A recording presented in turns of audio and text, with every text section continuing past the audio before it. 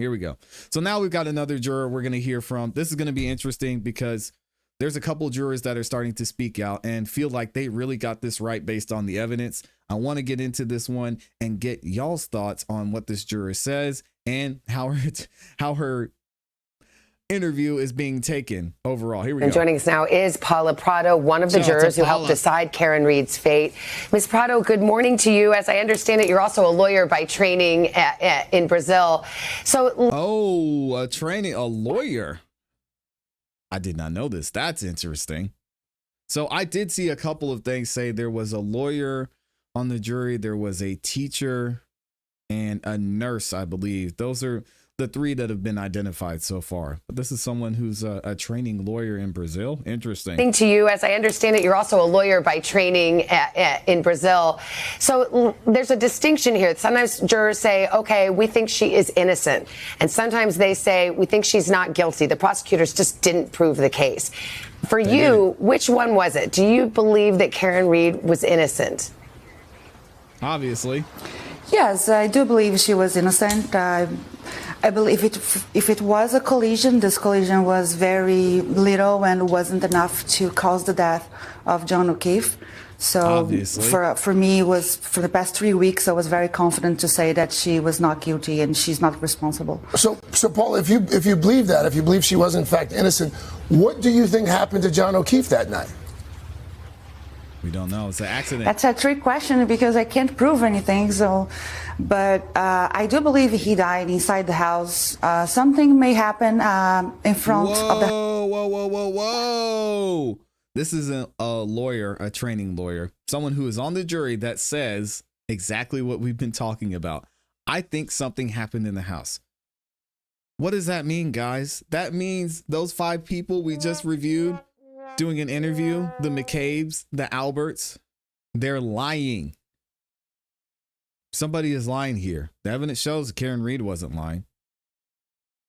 So who is covering this up? A juror who sat through, just like we did, saw all the evidence day after day after day after day, and came to the conclusion, hopefully they weren't watching YouTube during this. We know they were watching this channel. That something happened in the house. Something had to have happened in the house. Why would she think that? The house when she dropped him off, because she woke up saying, maybe I hit him, look at my taillight. She made this connection of the taillight being cracked with he not being home. So maybe she did hit something when she dropped him off, and as she drove off like mad, going home upset because he didn't came back from the house. I think John O'Keefe went inside the house and something happening there. Wow, that is crazy. Shout out to this juror saying exactly what we've been saying. She thinks something happened in the house. We all do. We all do. We saw Allie. She was the only one that seemed like she said, I don't know, John actually might have been there. Then we heard from other witnesses that they saw Karen and John together. Obviously, John was there because that's where they found him. Why would she be upset and just leave him? This is wild, man. What do you think of the defendant herself? You were able to watch her live in the courtroom day after day, but she did not take the stand. Do you wish she had? And what was your impression of her?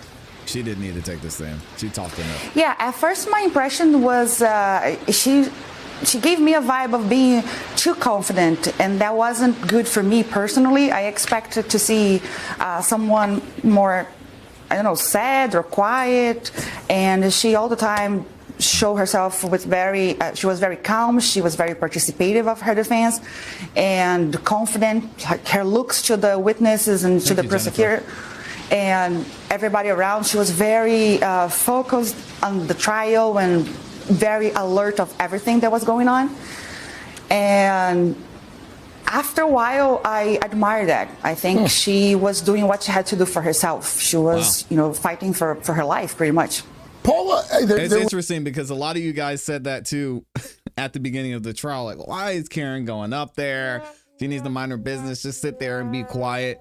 And I said the same exact thing. I respect her that she's being so involved. You saw during the first trial, she was more subdued. She was sitting there. She was relaxed. just trying to understand the weight of what's going on. Every single sidebar, she was there.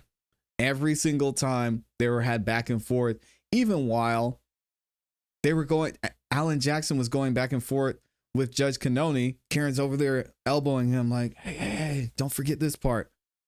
So, dope to see. I respect her for that too. After a while, I admire that. I think she was doing what she had to do for herself. Yeah. She was, fighting for her life, pretty much. Paula, there was so much evidence presented over the few weeks that this trial went on. Was there a single piece of evidence that you found as a juror and as an attorney, a single piece of evidence that was the most compelling, that really convinced you she did not do it? The taillight. So having a close look at the taillight in the deliberation room, they gave us the piece that was originally broken. That taillight, compared with the videos of Karen Reed leaving the house in the morning at 7:07, I think, when she first got out of the house to go look for him. Yep.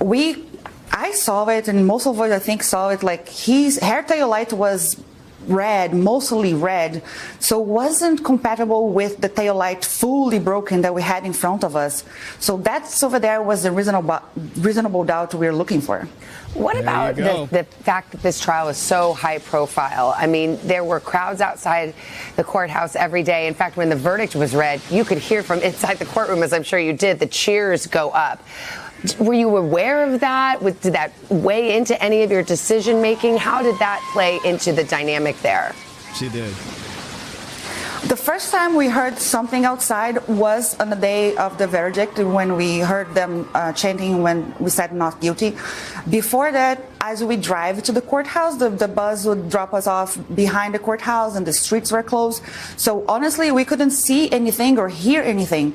And in the courthouse, inside the deliberation room, they covered everything, the windows, so we didn't have a view from outside. Smart. Honestly, we knew there were some people there because as we drive around, we see some people in pink, and we imagined that there was some movement inside the courthouse. Outside the courthouse, but we couldn't hear anything. And I had no clue the amount of people that were outside until I come out and watch on the TV last Friday. Paula, Nice. you were visibly. Last Friday, no, sorry, last Wednesday. We knew what you meant, but Paula, you were visibly emotional as you left the courtroom. You were in tears. Well, why? Why were you so emotional as you left? She was happy to be done.